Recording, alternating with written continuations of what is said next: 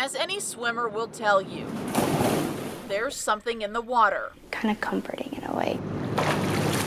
Something almost soothing. It's kind of like you're in space when you're underwater, you're just kind of floating around. For 14-year-old Cassidy Allett, the water at Tennessee Aquatics is where she found her confidence. I felt my strongest. I was dropping a lot of time, and I was working harder and harder each practice. Just as things were going well, Cassidy hit a wall. We did these sets, stop at the wall, and we would take our heart rate. And I was hitting the wall, not working necessarily harder than my peers, and I was like 20 to 40 beats per minute higher than everybody else. Well, I was like, well, I feel fine. Just because the numbers are high doesn't mean it's bad, but I was wrong. How was school? Good, we learned about the Trojan horse. Cassidy and her mom, Shannon, didn't get a clear answer from the doctor. She started getting headaches and noticed her hands and feet turn purple when she stands too long. Just nothing really felt like it was working.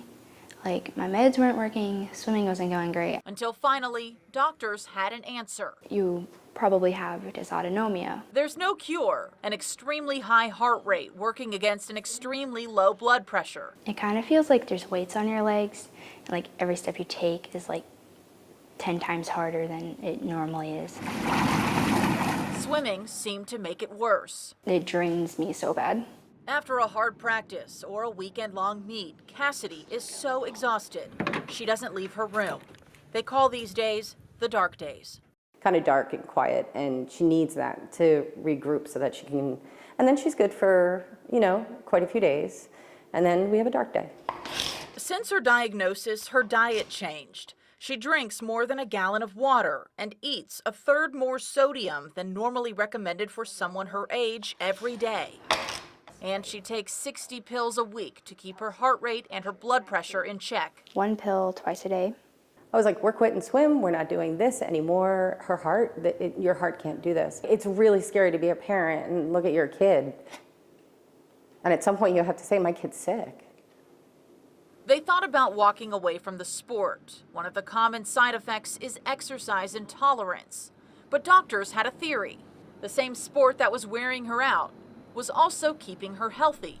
Because I'm working out so much, my heart is really, really healthy, even though I have all of these symptoms. It's not the heart that's causing it. And if I keep my heart healthy, the symptoms will stay minimal. In fact, if she quit, doctors told her that her heart could suffer trauma from the sudden stop in exercise.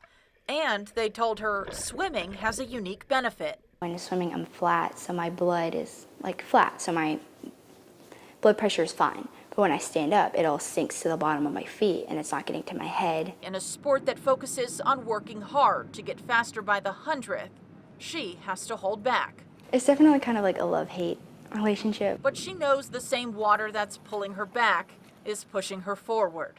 I definitely realize that I have to be more patient. I know that there is an answer somewhere. We just kind of have to find it. And once we do, I think everything will be fine.